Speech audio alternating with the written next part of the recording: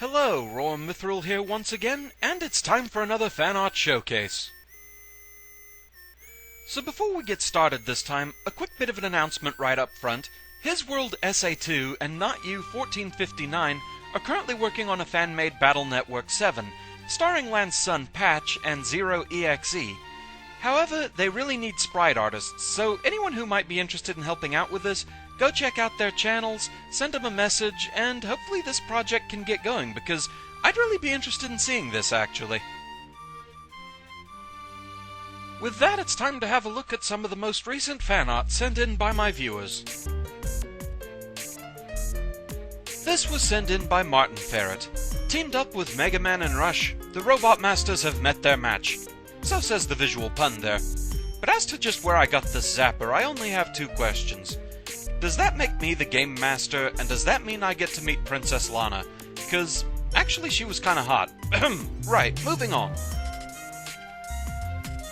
Tanner Muldoon sent in a few images, including a bit of a makeover for the Home for Adorable Mets, a bit of sweet shiny revenge against Quickman, gotta love the gem-based war flag there, the horrifying concept of a Quickman dispenser, and the terror that is HughesMan. So, HughesNet is teamed up with Pippies. You know, that would explain so much. This was sent in by Zuper Zoto. You know, I'm just never gonna get away from these guys. They shall haunt my soul forever. Invisible Coin Block sent in a few images, detailing such oddities as the strange faces that cloudy viruses can make,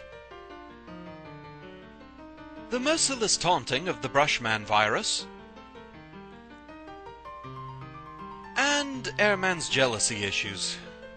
Yeah, he needs a counselor. Penguin Polar Bear decided to put me in charge for the shelter for homeless Quickmans. I'm torn between my desire to be helpful and my fear of all things Quickman. Hoops and Yo-Yo Fan 26 took Base's line about that old Kook Wiley a different way. That old Cook Wiley? I wonder what recipe for world domination he has this time. This came in from Squall Highwind, who seems to have imagined Higsby as more of a Kamen Rider-style henshin superhero, though he seems to be a bit confused by what he thought were battle chips and what they've done to him. Squall also sent these in, depicting me, Pink, Shag, and Kit as different Kirby abilities. I wonder just what we'd do for him. Mystery Mastermind 175 sent this in, an Ice Met. It's frozen, but still adorable, and even fires icicles. Nice touch. This came in from LTFC 1992, due to a recent discussion on my channel page about Mega Man brand light bulbs. They say business can make for strange bedfellows, but I'm not quite sure this is what they had in mind.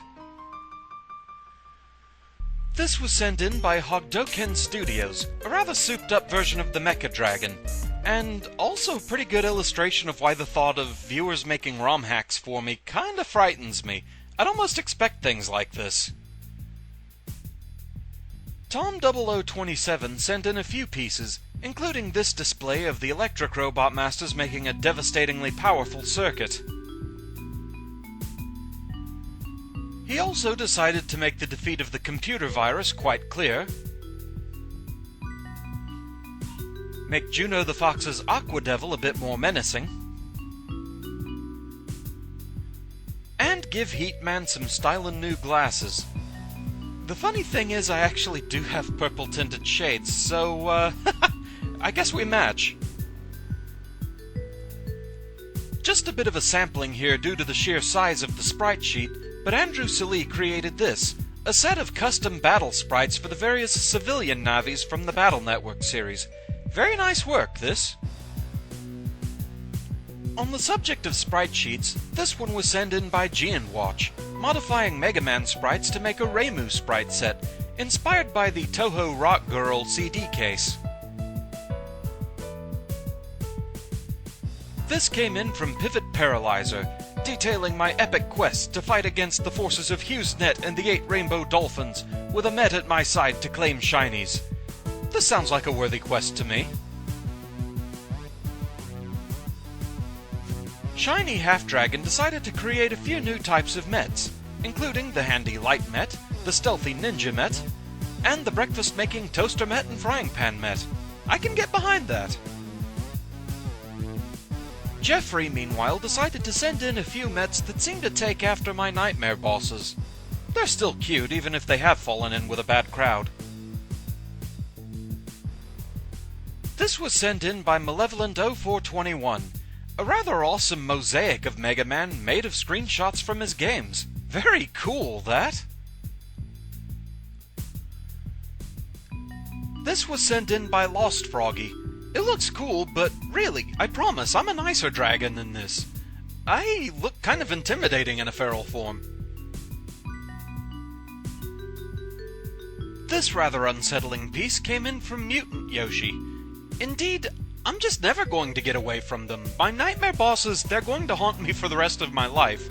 It is rather amusing, though, to see the 1-up get in on this.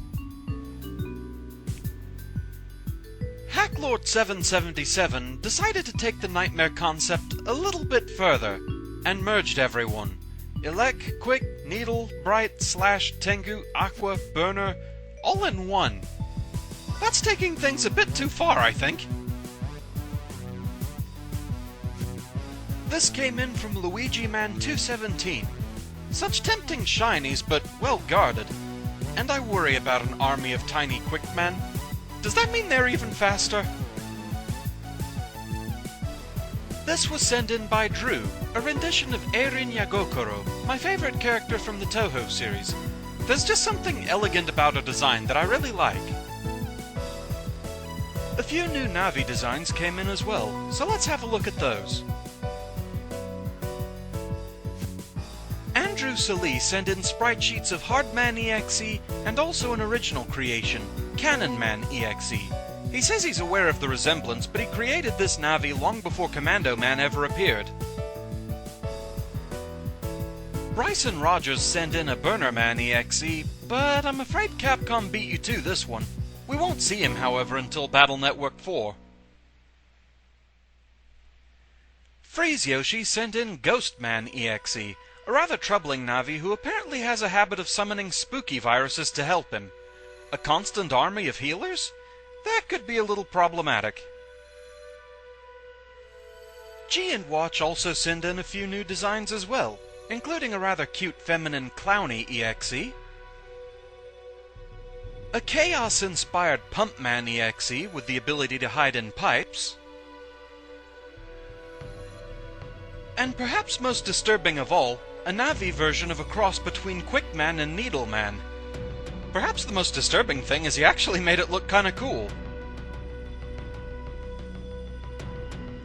As per my latest fan art request, I also got a few new Robot Master designs. Bazooka sent in this rather detailed rendition of Desert Man, and this was only a small sampling of the information that came with the picture. There were drawings of all the attacks he could do, plans for his lair. It's a very professional job, very nicely done, this. There were some Navi to Robot Master conversions that attracted the attention of multiple artists. For example, Shiny Half-Dragon sent in this Robot Master rendition of Erase Man, also known as Killer Man. Whereas Scout24 sent in this 8-bit rendition of him. Fits the style rather nicely, I think. Edgewalker001 sent in this rendition of Numberman, armed with the Zero Divider. Whereas Jeffrey sent in an 8-bit Numberman, as well as sprites of Mega Man and all the abilities he could get from him. G and Watch send in Robot Master designs for Gridman, aka Footman, and also Judgeman, which seems to be based somewhat on Shikeki from the Toho games. A311, my apologies if I got that name wrong, send in this design for Sharkman. It's quite a nice design, and I also like the detail of the Mega Man and Base style database entry there. Quite nicely done. Several new comics also came in from several different sources, so please check them out on my main site to see new work from Tom 0027, The Emulator 429, G and Watch, Dragoon Knight 717, Yankee Kirby, Cool Jobs Rule, Mystery Mastermind 175, Mega Betaman, Sakani 17, and LTFC 1992. Whew, quite a list that! So with that, that's all the time we have for this installment. Thank you very much for watching. My thanks to everyone who sent in fan art. If you've sent in something and I haven't been able to display it yet due to time constraints, rest assured I do have it on hand, and I will display it as soon as possible. I'm also going to be staying up fairly late tonight to try and go ahead and get the gallery updated, so it'll be a little faster than usual. So with that, again, thank you for watching, and I shall see you again next time. Until then, fare thee well.